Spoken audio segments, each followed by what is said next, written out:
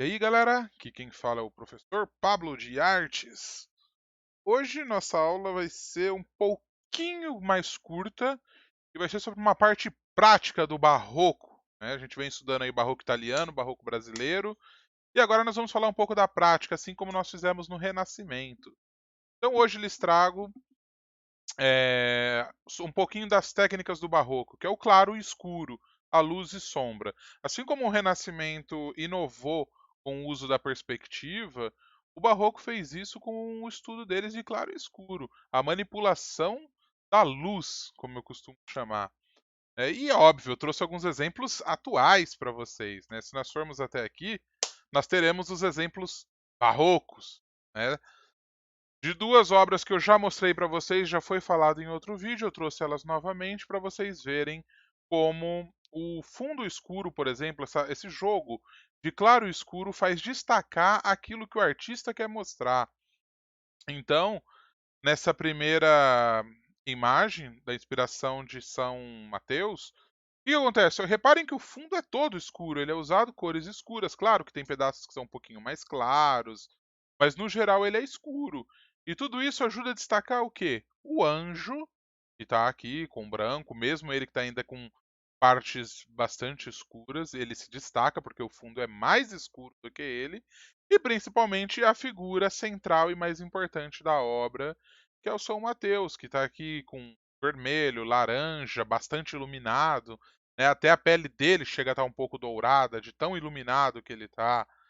Então isso daqui é uma técnica, é um recurso que é utilizado para fazer o quê? Destacar aquilo que eu quero mostrar, aquilo que eu quero que os olhos do espectador vejam.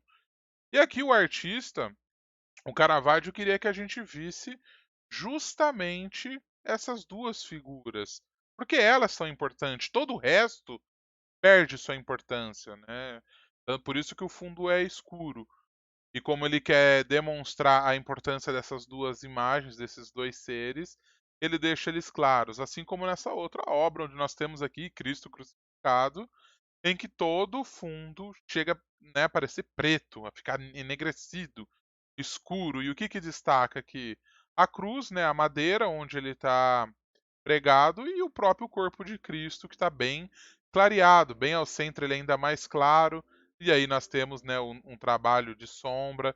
Em volta da cabeça dele nós temos aquilo que eu já falei, que é como se fosse uma auréola mostrando que ele é uma divindade, por isso que há esse claro em volta da cabeça de Cristo. E ele todo, então, com seu corpo claro se destacando na obra.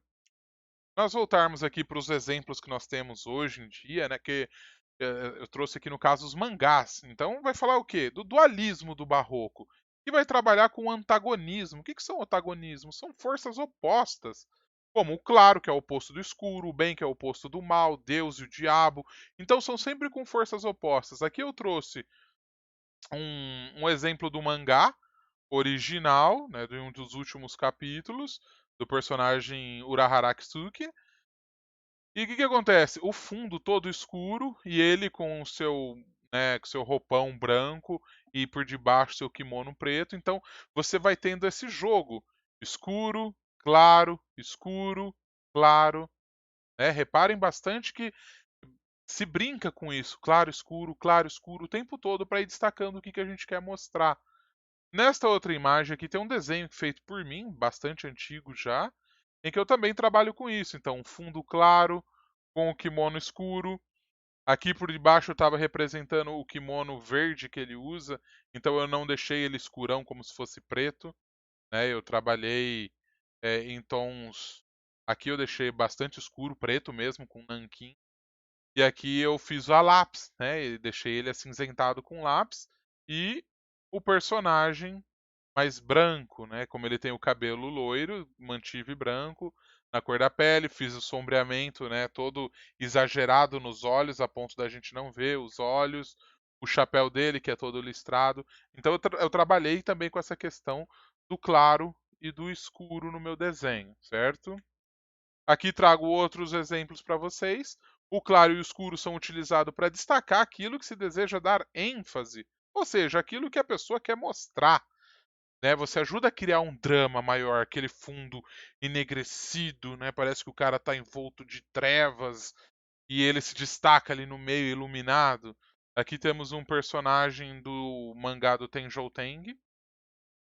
E reparem, né? Ele também está com o fundo todo escuro e o personagem se destaca. Claro que tem várias sombras nele. Já não tem o intuito, como é um mangá, né? É um desenho. Ele não tem o intuito de ser realista como nós vemos no Barroco. Mas reparem que ele trabalha com o mesmo tipo de técnica, claro e escuro, nas duas imagens, nas quatro, na verdade, que eu mostrei. Aqui temos outra do Bleach, né? O Capitão Kyoraku Shunsui, o comandante da Gotei 13. Então o cabelo dele aqui esvoaçando, né? Completamente negro. O fundo também todo enegrecido. A roupa dele, né? O roupão dele, a capa dele que vem com é todo florido. Em seguida ele usa também um roupão branco e um kimono preto. E aí é colocado essa sombra bem no centro dele, né, do pescoço e do peito dele, para dar uma dramaticidade mais forte, uma sombra também bem sombria no chapéu dele. Então, esse é um exercício que eu vou estar passando para vocês na prática. Porque lembra, se a gente trabalha com teoria e trabalha com prática. Vocês vieram estudando a teoria do barroco e agora nós vamos estudar a prática. E vocês vão ter que fazer um trabalho, desenho, onde vocês vão trabalhar com o claro e escuro. Então reparem que não vai ter grandes problemas, vocês vão usar basicamente o lápis comum. Se vocês tiverem lápis de cor, vai facilitar vocês pegarem um lápis preto e trabalhar com isso. Não precisa ser colorido. Se quiser ser colorido, pode ser. Vai ser, né, uma questão sua. Mas eu estou trazendo aqui em preto e branco para vocês poderem ver melhor. Porque quando a gente ainda não é muito acostumado a trabalhar com essas nuances de cor, se a gente trabalhar no preto e branco fica muito mais fácil, tá bem? Então é isso, pessoal. É uma videoaula rapidinha, porque eu sei que se o vídeo for longo, vocês não assistem até o final. E qualquer dúvida, tô na plataforma, é só me perguntar que eu vou responder para vocês. Pode ser que eu não responda ali no mesmo dia, mas no dia seguinte eu respondo com certeza, tá bem? E não deixem de olhar os outros documentos que eu vou estar colocando na atividade e vão estar orientando vocês a fazerem essa atividade, tá bem? Então, até a próxima, pessoal. Muito obrigado e fui!